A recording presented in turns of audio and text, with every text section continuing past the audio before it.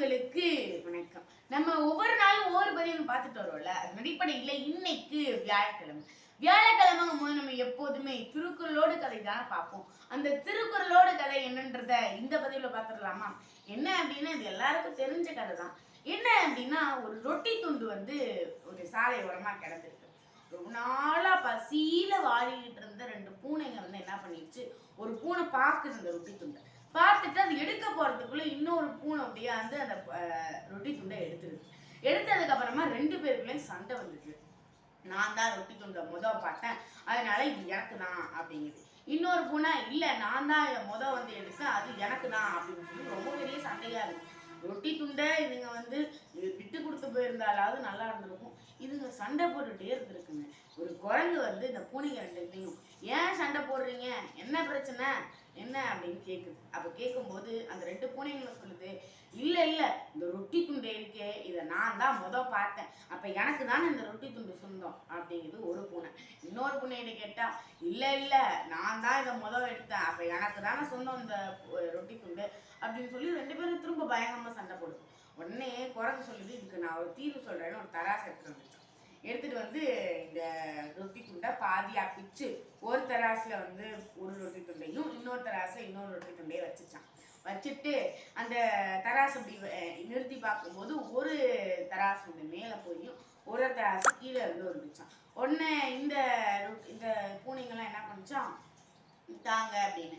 அப்போ கேட்கும்போது சமமாக இருந்தால் தானே சமமாக இருக்கும். அதனால குரங்கு என்ன பண்ணிடுச்சு, கீழே இருந்த ரொட்டி துண்டில் போயிட்டு கொஞ்சம் பாதி எடுத்து லவக்குன்னு வாயை போட்டுருச்சு. வாயில போட்டா இப்போ கீழே இருந்த ரொட்டி துண்டு தராசு மேலே போயிடுச்சு, மேலே இருந்தது கீழே வந்துடுச்சு. அதே மாதிரியே எடுத்து சாப்பிட்டு மேலே கீழேயுமா தராசு போயிட்டு இருக்கு, சமமாக நின்று அவ்வளோ தரல.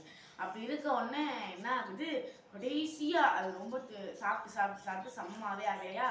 உடனே கடைசி தூண்டு ஒரு சின்னமாக ஒரு துண்டு இருந்துச்சு.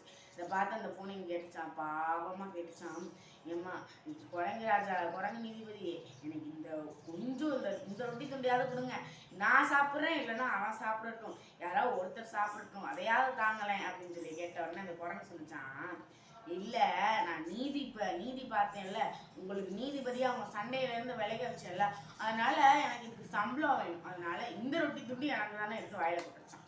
அவ்வளோதாங்க. இந்த ஒரு பசியில் இருந்த ரெண்டு பூனைக்குமே சாப்பாடு கிடைக்கல. இந்த கடைசியில் இந்த பூனைங்க ரெண்டுமே சொன்னிச்சு, அந்த வார்த்தையை முதல்ல சொன்னால் கூட நல்லா இருந்திருக்கும், ஒரு பூனையாவது வயிறாடி போயிருக்கும். என்னம்மா இது சின்ன பிள்ளைங்க கதை, இந்த சின்ன பிள்ளைங்க கதையிலெல்லாம் பெரிய கருத்தெல்லாம் இருக்குது, இதெல்லாம் சின்ன பிள்ளைங்க பார்க்குறதுமா அப்படின்னு நீங்கள் கேட்கலாம். அப்படியெல்லாம் இல்லைங்க, சின்ன சின்ன கதைகள்லையுமே பெரிய பெரிய அர்த்தங்கள் இருக்குது. அந்த மாதிரி தான் இந்த கதையும். அதாவது அந்த ஒரு ரொட்டி துண்டை ஒரு பூனை சாப்பிட்டிருந்தாலாவது அது வயிறு நினைஞ்சிருக்கும். அதே மாதிரியே அது நினைச்சிருந்தா அந்த ரொட்டி துண்டை பாதியா போட்டு ரெண்டு பேரும் சாப்பிட்டுருக்கலாம். அதுவும் அவங்க பண்ணலை. சரி, ஒருத்தருக்கு குறைச்சல் பரவாயில்ல, அவன் தானே கூட சாப்பிட்றான் அப்படின்னு ஒரு சந்தோஷமா ஒரு பூனை சொல்லியிருந்தாலாவது ரெண்டு பூனையும் ஒரு பூனை வயிறாடி இருக்கும், இன்னொரு பூனை கொஞ்சமா சாப்பிட்ட ஒரு உணர்வாவது இருந்திருக்கும். ஆனா இந்த ரெண்டு பூனைகளுக்குமே அது கிடைக்கல. அதனாலதான் இதை என்ன சொல்றாரு அப்படின்னா, இந்த திருவள்ளுவர் எப்படி சொல்றாரு அப்படின்னா, பரிந்தோம்பி பற்றற்றார் என்பர் விருந்தோம்பி வேள்வி தலைப்படாதார் அப்படின்னு. இப்ப யாராவது நம்ம வீட்டுக்கு விருந்து சாப்பிட வராங்கன்னு வச்சுக்கோங்களேன், அப்ப அவங்க வரும்போது நமக்கு தனியா சமைச்சு சுவையா வச்சுக்கிட்டு அவங்களுக்கு வெறும் பழைய சோறும் பச்சை மிளகாவும் வச்சா எப்படி இருக்கும், அவங்களுக்கு கஷ்டமா இருக்காதுல்ல. அதனாலதான் எப்போதுமே விருந்தினருக்கு கொடுத்து மிச்சம் இருந்தாதான் நம்ம சாப்பிடணும். அதாவது இப்போ நமக்கு கொடுத்துறோம்னு வச்சுக்கோங்களேன், நமக்கு எப்படியா இருந்தாலும் சரி, எந்த மூலையிலையோ எந்த வழியிலையோ நம்ம அன்னத்தை சாப்பாடு கொடுக்கும்போது எப்படியோ நம்ம கஷ்டப்படுற நேரத்துலையும் சாப்பாடு தானே வரும். அதனால எல்லாரும் உணவாக இருக்கிறத எல்லாரும் பகிர்ந்து கொடுத்து உணவை சாப்பிடுங்க. உணவு பகிர்ந்து கொடுக்கறது மூலமா நமக்கும் நிறைய நன்மை நடக்கும். அதனால எப்போதும் உணவை பகிர்ந்து கொடுங்க, நம்ம மட்டும்தான் சாப்பிடணும் அப்படின்னு என்னைக்கும் நினைக்காதீங்க என்று கூறி உங்களிடமிருந்து விடைபெறுவது நான் கதிஷா திரவியரா சூராட்சி வாய்ப்புகள் அங்கே பகிர்ந்து உங்கள் சிந்தனையில் நான் நன்றி, வணக்கம்.